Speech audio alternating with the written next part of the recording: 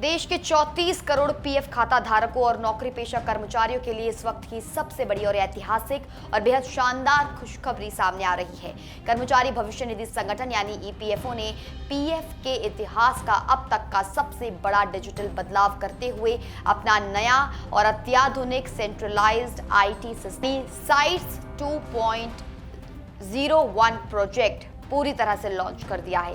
इस नए क्रांतिकारी सिस्टम के लागू होने से पीएफ, पेंशन और क्लेम से जुड़े दर्जनों जटिल नियम हमेशा के लिए खत्म हो गए हैं और पूरी व्यवस्था सुपरफास्ट, पारदर्शी और बेहद आसान हो गई है।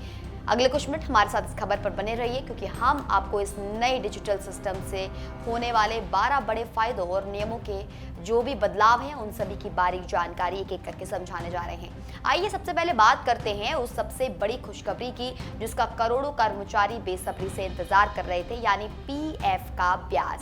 वित्तीय वर्ष 2025-26 के लिए तय किया गया 8.25% का ब्याज आगामी 15 जुलाई तक देश के सभी 34 करोड़ पीएफ खातों की पासबुक में क्रेडिट होकर दिखने लगेगा। इस नए ऑटोमेटेड सिस्टम के जरिए सरकार कुल 1.44 लाख करोड़ रुपए की भारी भरकम ब्याज राशि सीधे खातों में ट्रांसफर कर रही है। खास बात यह है कि पहले कर्मचारियों को इस ब्याज के लिए अक्टूबर या नवंबर महीने तक का लंबा इंतजार करना पड़ता था, लेकिन अब यह काम जुलाई के मध्य तक ही पूरा हो जाएगा। इस नए मास्टर प्लान का दूसरा सबसे बड़ा फायदा क्लेम और पीएफ निकासी को लेकर है, जिसे अब बच्चों का खेल बना दिया गया है।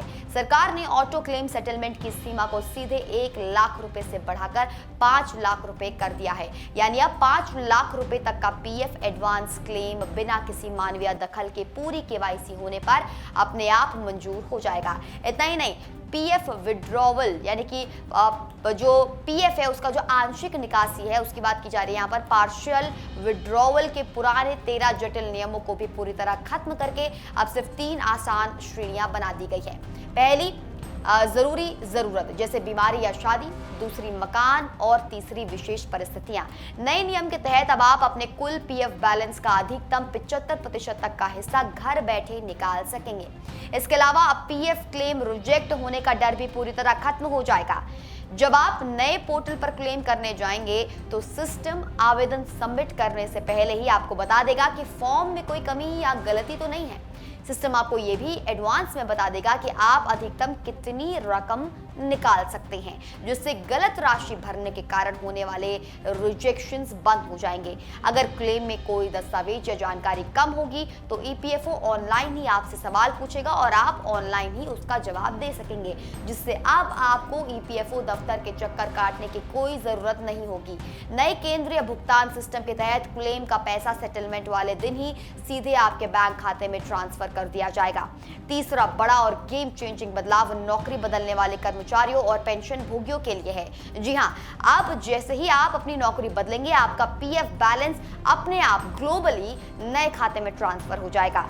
इसके लिए आपको अलग से कोई ऑनलाइन आवेदन करने या अपने पुराने और नए नियोक्ता यानी कि एम्प्लॉयर की मंजूरी लेने की कोई बाध्यता नहीं होगी।